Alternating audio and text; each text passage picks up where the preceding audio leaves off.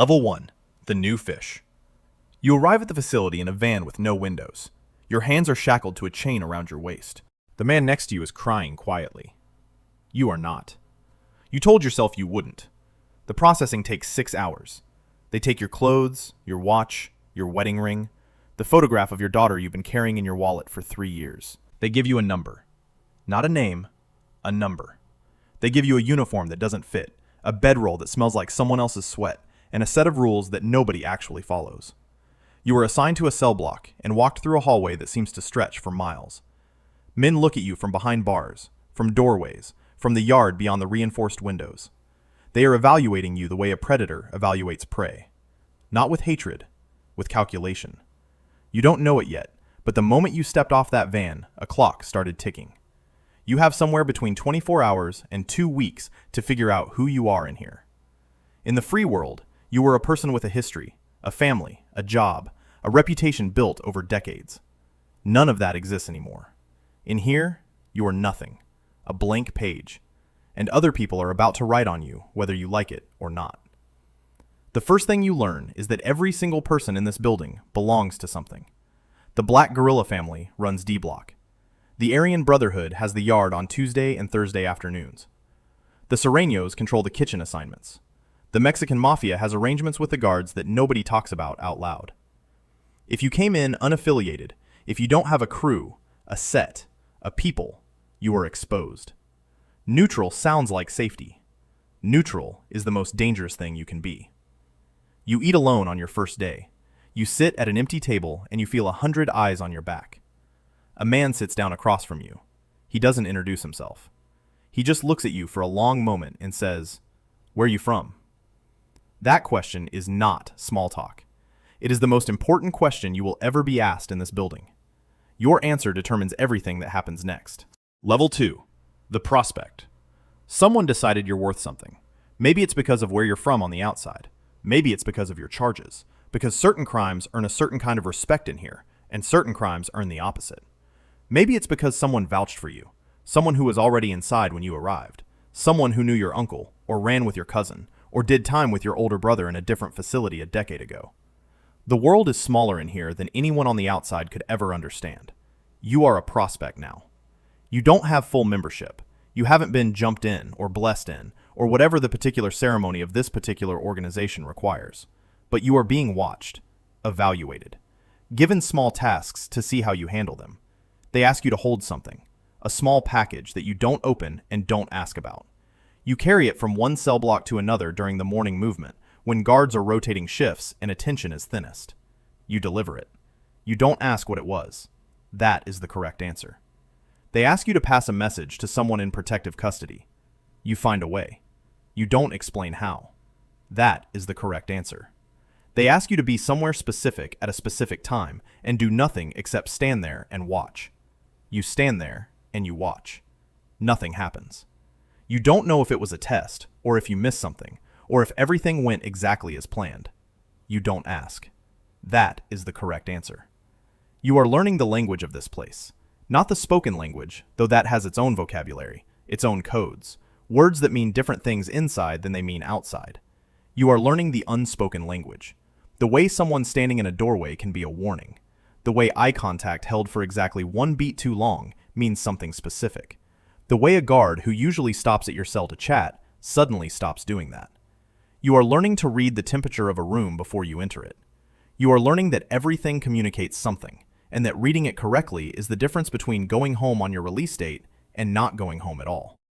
Level 3. The Soldier. You are in now. The full patch. The blessing. Whatever ceremony marked your entry into the organization, you went through it. Maybe it hurt. It probably hurt. That was the point. You are a soldier, a foot soldier, the bottom of the organizational hierarchy, but no longer the bottom of the food chain. That distinction matters more than almost anything else. You are protected. Not perfectly, not unconditionally, but protected. The men around you are your brothers in a way that the word brother barely captures. You would bleed for them.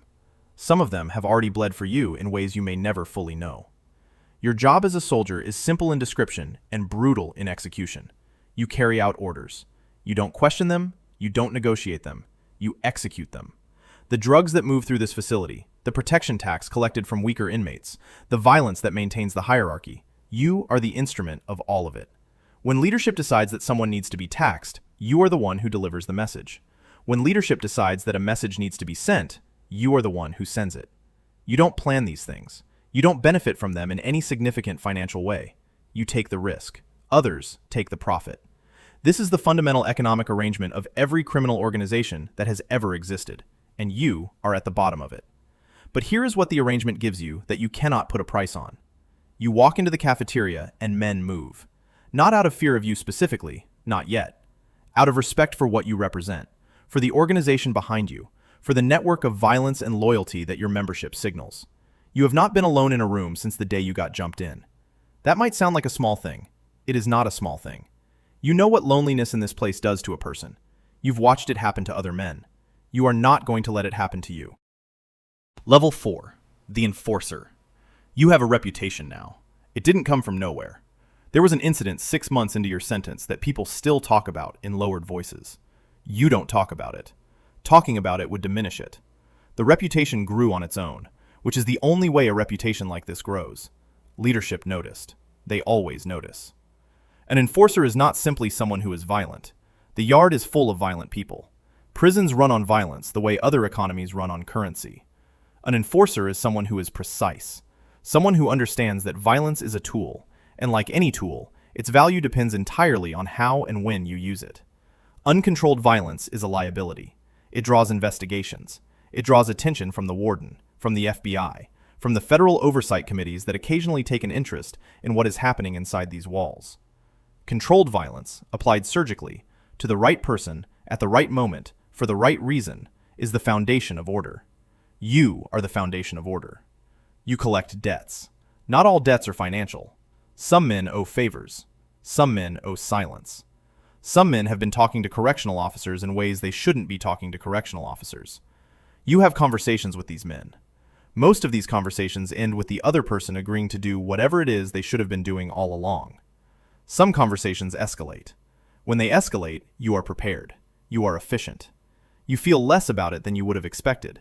You have thought about that. You have thought about what it means that you feel less than you expected. You don't pursue that line of thinking very far. There isn't anywhere useful it can take you. Level 5. The Shot Caller. Leadership elevated you because you demonstrated something that most soldiers never demonstrate and most enforcers never develop.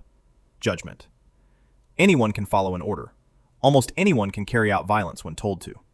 What almost no one can do is look at a complicated situation, one with multiple factions and competing interests, and information that may or may not be accurate, and consequences that ripple out in 6 different directions, and make a decision that turns out to be correct.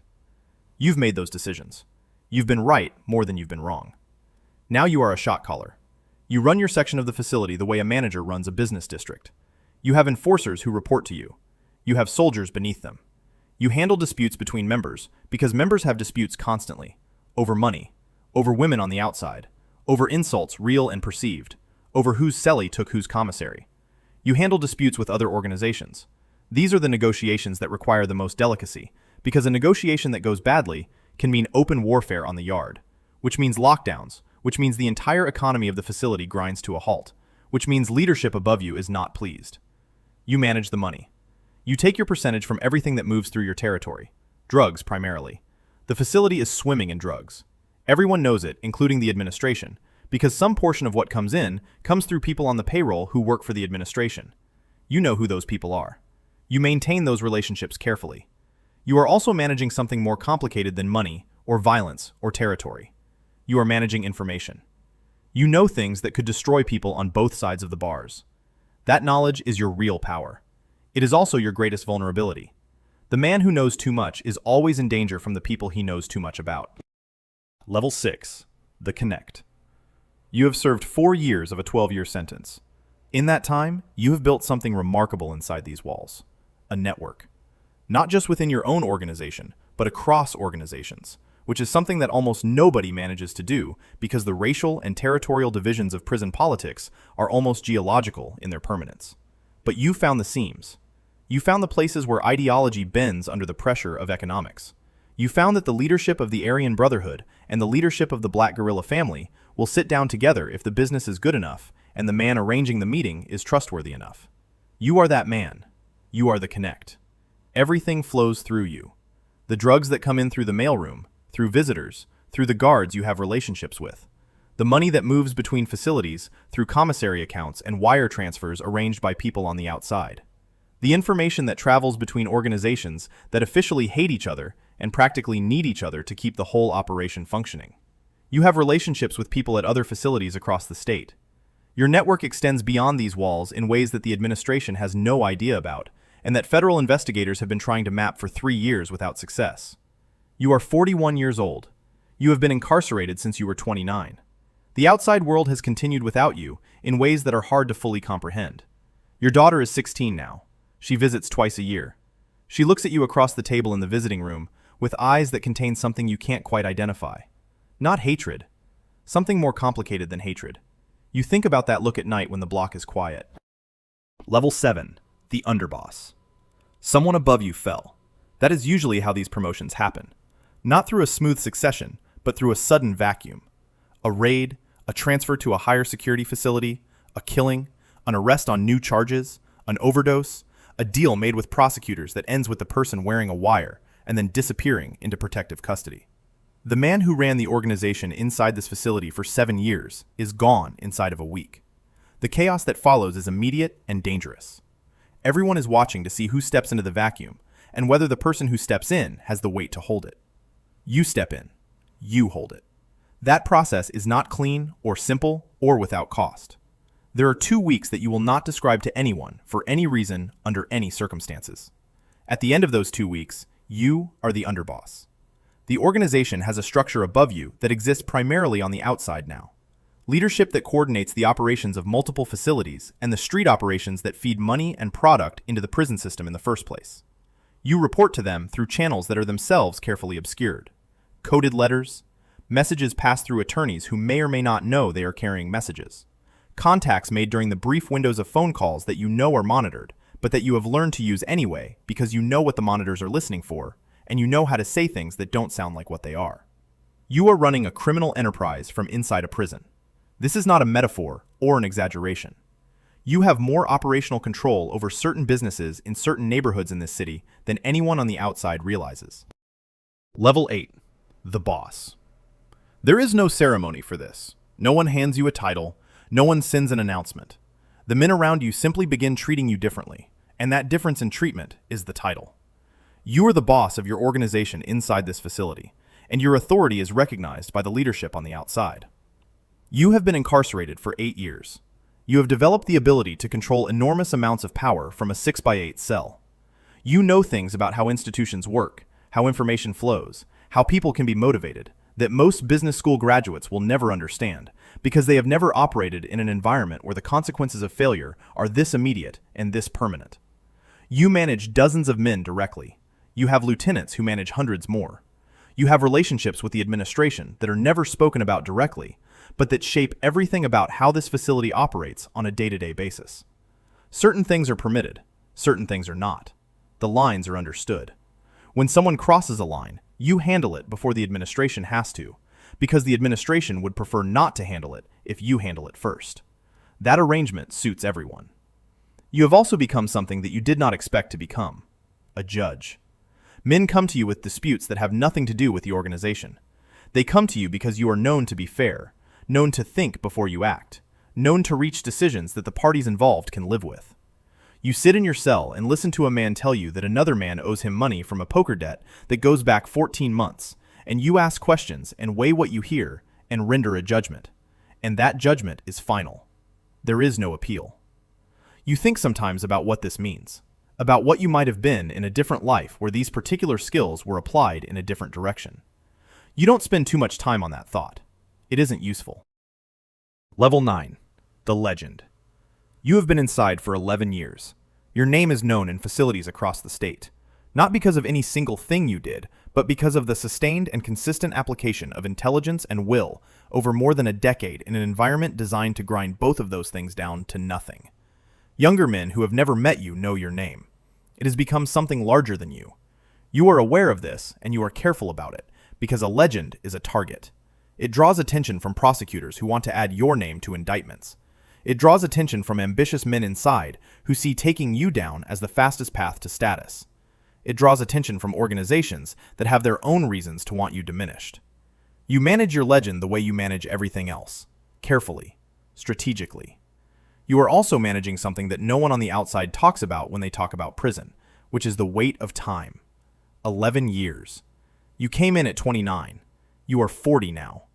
Your body remembers things that your mind sometimes tries to forget. The violence you have been part of. The men who moved through this world and are no longer in it.